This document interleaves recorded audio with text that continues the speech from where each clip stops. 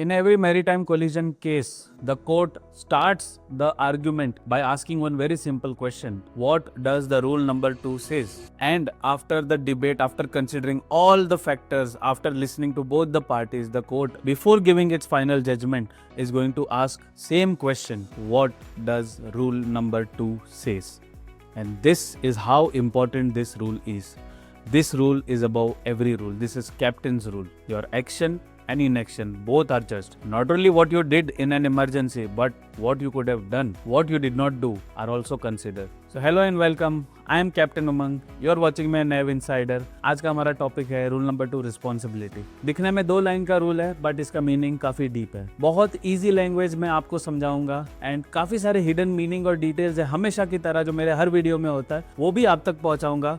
And I hope इस video के बाद आपका जो अंडरस्टैंडिंग है रूल 2 का वो थोड़ा इंप्रूव हो जाए और थोड़ा आप अच्छे से समझने लगो वो रूल को. सो वीडियो के एंड तक बने रहिए. Let's not waste any time. Let's start the video. So अब तक हमने रूल नंबर 8 देखा है, रूल नंबर 7 देखा है. Now we are going to rule number 2. I would like to tell you once again that मैं सीक्वेंस वाइज इसीलिए नहीं जा रहा हूँ because I want to cover the important rules first which are often misunderstood and उसका interpretation सही से नहीं लगाया जाता है. इसीलिए मैं इस सीक्वेंस में जा रहा हूँ. तो आज का हमारा टॉपिक है रूल नंबर 2 एंड ये जो है international regulation for prevention of collision at sea. ये मैंने पहले भी बताया, वापस आपको ब्रीफ में बता रहा हूँ. ये कन्वेंशन है आईएमओ का 1972 में आया था. इसी कन्वेंशन में हमारे ये सारे रूल्स आते हैं. इसमें पार्ट ए जनरल जिसके अंदर 3 रूल है, रूल नंबर 1, 2 एंड 3. हम आज फोकस करेंगे रूल नंबर 2 पे. Name of the rule is responsibility.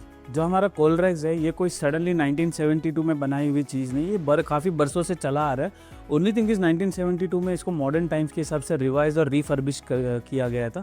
अब बात करते हैं मिड 1800s की. तो आज से ऑलमोस्ट 200 साल पहले एडमिरल्टी कोर्ट्स ने ऑलरेडी कैप्टन्स को जज करना स्टार्ट कर दिया था. उन्होंने जज करना स्टार्ट कर दिया था कि कैप्टन को क्या करना चाहिए था, क्या नहीं करना चाहिए था, क्या कैप्टन ने किया, क्या कैप्टन कर सकते थे. तो they started judging master. Now admiralty courts ये यूके में स्पेशल कोर्ट्स होती है. These are special courts in UK which deal with admiralty यानी मैरीटाइम मैटर्स. तो ये स्पेशल कोर्ट्स होती है. इंडिया में ये जो काम है ये हाई कोर्ट करती है. सो इंडिया में यूके की तरह कोई सेपरेट कोर्ट नहीं है एडमिरल्टी कोर्ट. इंडिया में हाई कोर्ट जो हमारी कोस्टल एरियाज की हाई कोर्ट है, जैसे हमारी मुंबई हाई कोर्ट है या गुजरात में जो है या ओडिशा, वेस्ट बंगाल, ये जितनी भी कोस्टल एरिया की हाई कोर्ट है इनमें से किसी एक को ये काम दिया जाता है और ये केस फिर वहां लड़े जाते हैं. It's a special power. तो याद रखना ये भी एक ओरल में क्वेश्चन है कि एडमिरल्टी ज्यूरिसडिक्शन इंडिया में किन के पास है. तो एडमिरल्टी ज्यूरिसडिक्शन जो है हमारे हाई कोर्ट्स के पास है. So one of the high courts is assigned that case and then that court becomes admiralty court. So question में कम एडमिरल्टी ज्यूरिसडिक्शन इंडिया में किसके पास है. So the answer is one of the high court of the coastal areas. So mid 1800s में already Admiralty courts ने captain को तो जज करना स्टार्ट कर दिया था कि आपकी कोलिजन क्यों हुआ. दूसरा प्रॉब्लम जो उन्होंने देखा था कि स्टैंड ऑन रूल का बहुत अब्यूज हो रहा था, यानी गैर फायदा उठाया जा रहा था. Lot of people were taking undue advantage कि अरे I was stand on, that vessel was give way, it is her fault, not my fault, what can I do, I was following rules. So in year 1840s, the first time recorded judgment, the judge of the Admiralty Court said that even though you were following the rule, the common sense overrides. तुमको common sense use करना चाहिए था, you did not use it, and because of that collision happened, damages happened, you will also be blamed. And this common sense overrides was the first time that the Admiralty Courts punished the captains for following the rules, because not they followed the rules but they followed it blindly without applying common sense. और इसी common sense को हम कहते हैं seamanship. Seamanship is nothing but common sense. You are following rules is one thing but you can deviate. जैसे अगर कोई chef खाना बनाता है तो it is common sense कि छोटे बच्चों के लिए खाना बना रहे तो उसमें ज़्यादा मिर्ची ना डालें. Don't make it very spicy because small kids will not be able to tolerate it. तो इसी को कहते हैं कि common sense override. तो जब 1972 के रूल्स बने जो अभी लेटेस्ट हम यूज़ करते हैं, ये चीज़ को रिटेन किया गया because common sense is never out of fashion. Your seamanship is never out of fashion. Rule 2 para A says, nothing in these rules shall exonerate any vessel or the owner, master or crew thereof from the consequences of any neglect to comply with these rules or of the neglect of any precaution which may be required by ordinary practice of seamen or by the special circumstances of the case. तो ये तो हो गया rule. अब समझते हैं rule को। तो इस रूल्स में काफी सारे वर्ड है जिसको हम समझेंगे। सबसे पहले शुरुआत करते हैं वर्ड एक्सोनरेट। सो एक्सोनरेट का डिक्शनरी मीनिंग होता है फ्री फ्रॉम ब्लेम, यानी किसी भी चीज से बाइज्जत बरी हो जाना। तो ये रूल क्या कहते हैं कि nothing in this rule shall exonerate any vessel owner master crew from the consequences of neglect to comply with this rule or of neglect of any precaution which may be required by ordinary practice of seamen or special circumstances of the case. यानी आप इस पूरे rule में किसी भी चीज को follow करने से अगर निग्लेक्ट करते हो, यानी आप अगर नेविगेशन में नेग्लिजेंट हो, तो आपको फ्री नहीं किया जाएगा। या इस रूल से भी बाहर कोई ऐसी चीज है जो कॉमन सेंस से आपको करनी चाहिए थी, any precaution required by ordinary practice of seamen, तभी भी आपको ब्लेम से फ्री नहीं किया जाएगा। या special circumstances of the case, कोई ऐसे सर्कमस्टांसेस थे जो ऑर्डिनरी नहीं थे, स्पेशल थे, लेकिन तब भी आपने कॉमन सेंस यूज नहीं किया, तो भी आपको ब्लेम किया जाएगा। यानी किसी भी हालत में, whether you follow the rule, you don't use your common sense और you don't have something known as situational awareness, तभी भी आपको जो है एक्सोनरेट नहीं किया जाएगा। Point being that whatever you do, if something goes wrong, there will be study on what you could have done, क्या आप कर सकते थे, इस पे एक स्टडी होगा, एक डिस्कशन होगा and ultimately some share of blame will fall on your head. तो कहने का पॉइंट है दैट हमें रिएक्टिव नहीं, हमें प्रोएक्टिव बनना है। तो ये रूल जो है आपको प्रोएक्टिविटी सिखाता है कि अगर आपको लग रहा है कि रिस्क ऑफ कोलिजन हो सकता है या क्लोज क्वार्टर सिचुएशन हो सकता है, if you are the vessel not to impede, तो रिस्क ऑफ कोलिजन का तो वेट भी नहीं करना, you need to alter even much before. So point is, आप कुछ भी कर लो, आप ब्लेम से फ्री नहीं हो पाओगे। There will be some share of blame put on you. So this is the very strong statement at the beginning of the rule. अब ये जो आगे लाइन है, nothing in this rule shall exonerate any vessel or owner master crew thereof, तो यहाँ पे master crew का तो हमें पता है कि उन्होंने कोलरेक्स फॉलो नहीं किया, या उन्होंने प्रॉपर प्रोसीजर फॉलो नहीं किए, ब्रिज प्रोसीजर गाइड फॉलो नहीं किया, whatever the company SMS says they did not follow. Many people don't understand how the vessel and the owner are to be blame. तो vessel जो है वो तो main corpus है। देखिए, जब भी कोलिजन होता है तो सारे क्लेम वेसल पे आते हैं। It is not on the owners, it is the vessel which takes,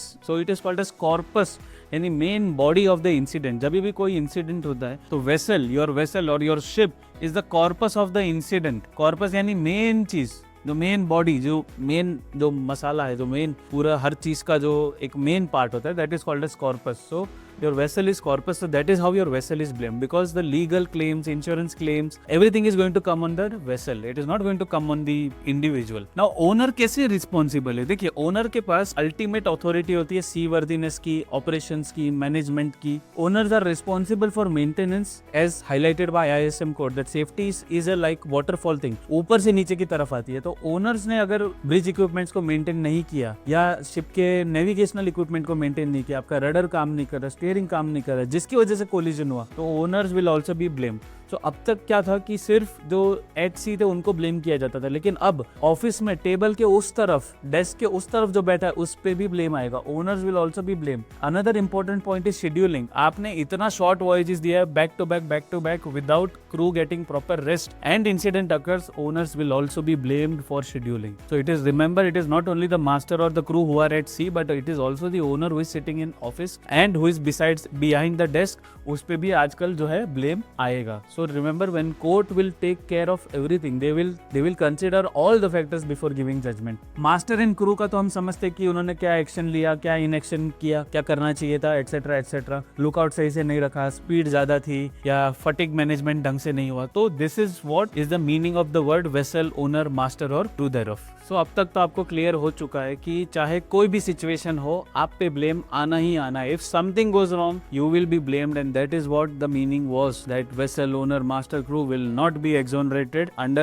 any circumstances, under any rule। तो इतना तो आप समझ गए हो। अब बात करते हैं तीन अलग अलग टर्म्स की जो हमें समझना बहुत जरूरी है। सबसे पहला है neglect to comply with this rule, यानी इस रूल को कंप्लाई करने में कोई भी नेग्लिजेंस, कोई भी निग्लेक्ट किया तो आप पे ब्लेम आएगा ही आएगा। First and foremost, IMO is making sure that you understand you have to comply with these rules, finished, there is no argument about it। Second point it says, or ordinary practice of seamen, तो याद है हमने जो common sense की बात की थी ना, एक एग्जांपल देता हूँ। Let us say you are driving your car, आपका सिग्नल ग्रीन हो गया है, सडनली क्रॉसिंग सिचुएशन में कार फुल स्पीड में आता है सिग्नल तोड़ के, will you go and collide with that car? If you go and collide with that car and God forbid something happens to the driver or any of the passenger, still you will be blamed. You will be charged because you did not follow something known as ordinary practice of seaman. अरे वो rule तोड़ रहा है, उसको तोड़ने दो, तुम मत तोड़ो. You apply your common sense. If you have to brake while your signal is green, you have to brake. You cannot just go and ram into some other car. और इसका दूसरा एग्जांपल है, you want to cross the road, you are at the zebra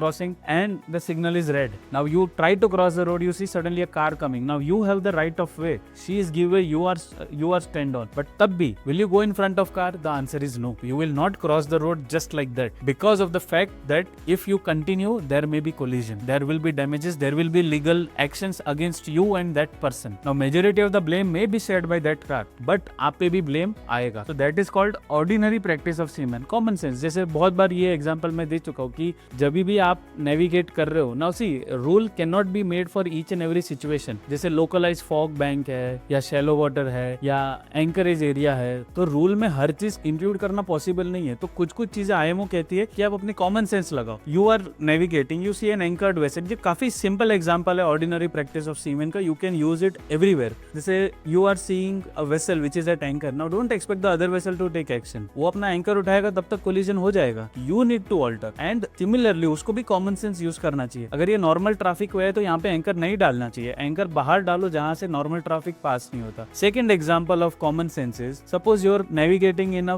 restricted visibility, very thick fog, you cannot see anything, visibility is practically zero, and for some reason your radar becomes inoperational. So common sense तो यही कहती है, if you have anchoring depth, you please drop your anchor and make sure your vessel is at anchor and you start sounding fog signals, provided you are not in the main channel or main way in which बाकी सारे vessels pass हो रहे. But this is what common sense means. So if you cannot drop the anchor, take all way off, speed reduce कर दो, make sure your vessel does not have any headway. तो ये common sense की बात है. This is something known as ordinary practice of seamen. आपको अपना दिमाग लगाना है, कॉमन सेंस ओवरराइड्स. एंड तीसरा है special circumstances of the case. कभी कभी सर्कमस्टांस ऐसे होते हैं कि आप कुछ कर नहीं सकते. Suppose if the other vessel has a steering failure, now you are power driven vessel, both are power driven vessel crossing situation. Now that vessel is give way, you are stand on, but the other vessel has a steering failure and it starts drifting towards you. Now I know moment it is steering failure, it will become not under command, but there may not be enough time for you to realize. So as rule 17 says कि जब इतना नजदीक आ जाए तो आपको action लेना ही लेना है. That is what means special circumstances of the case. तो special circumstances में it depends on that situation कि उस situation में आपको क्या करना चाहिए. Now इसमें तीन चीजें हैं जो आपको समझना जरूरी है, जो ह्यूमन नेचर के बारे में बात करती है, which falls into one of the three categories. सबसे पहला है cognitive biases. Cognitive biases ये हमारे माइंडसेट से रिलेटेड होता है, यानी ओवर कॉन्फिडेंस है या डिले इन एक्शन है. Suppose you are on a bridge, you are the master, you are the captain, you hear the radar warning, you hear the AIS warning of CPA TCPA. Now you are thinking what action to take, should I take action, should I wait, या अरे ऐसा situation तो मैंने बहुत बार देखा है, no problem, कुछ नहीं होता है. This is called cognitive bias and this is where the rule number 2 lives. It is between your thinking and decision making is where rule number 2 exactly is. तो इसको समझना बहुत जरूरी है. Humans में we have something known as cognitive bias. It means there can be overconfidence, delay in action, panic. There can be lot of things which are going inside master's head. Most importantly, we suffer through something known as tunnel vision. जब हमें लगता है कि ये target जो है ये dangerous है, हम उसी पे फोकस करते हैं, बाकी सारा सिचुएशनल अवेयरनेस छोड़ देते हैं. This is a very dangerous situation to be on bridge. Tunnel vision नहीं होना चाहिए. Even if someone has tunnel vision, the bridge team has to have an open mind. They have to keep look out 360 degree. You just cannot focus on one vessel. आप collision prevent करते करते ground नहीं हो सकते, या एक ship से collision prevent करते करते दूसरे शिप से कोलाइड नहीं कर सकते. That is the dangers of tunnel vision. You are so focused and concentrated on one thing that you will forget that there exist so many things around you. And remember, maritime industry is a dynamic industry. यहाँ पे हर second में जो है situation change होती है. And third one is automation bias. Over reliance on ARPA, ECDIS, AIS, and this is the most common type of problem these days. Over reliance is so bad bad because of visual lookout. There is a lack in keeping visual lookout. So if you don't see on radar, people assume there is nothing. But if you see a light, try to find it on radar, try to tune your radar, or wait for some time till the target becomes closer. But don't just ignore because it is not on radar or it is not on AIS, or you are focusing or over reliant only on AIS. Don't just keep radar lookout or ECDIS lookout or AIS lookout. Keep visual lookout, keep hearing lookout in case of restricted visibility, and that is what is the meaning of automation bias. Alright, so to keep things simple and clear, and I don't want to overload so many information in one video and also make the video unnecessarily longer, I'll pause the video here. Don't forget to watch the next part, and I'll pick up right from the place where I have left. If you have gained some value from this video, do like this video, share it with your friends, comment down below if you want me to make video on any other topic. I'll be more than happy to help you out. Subscribe to our channel Nav Insider. This is Captain Umang. Thank you for watching me on Nav Insider. Till next time, stay safe, sail smart.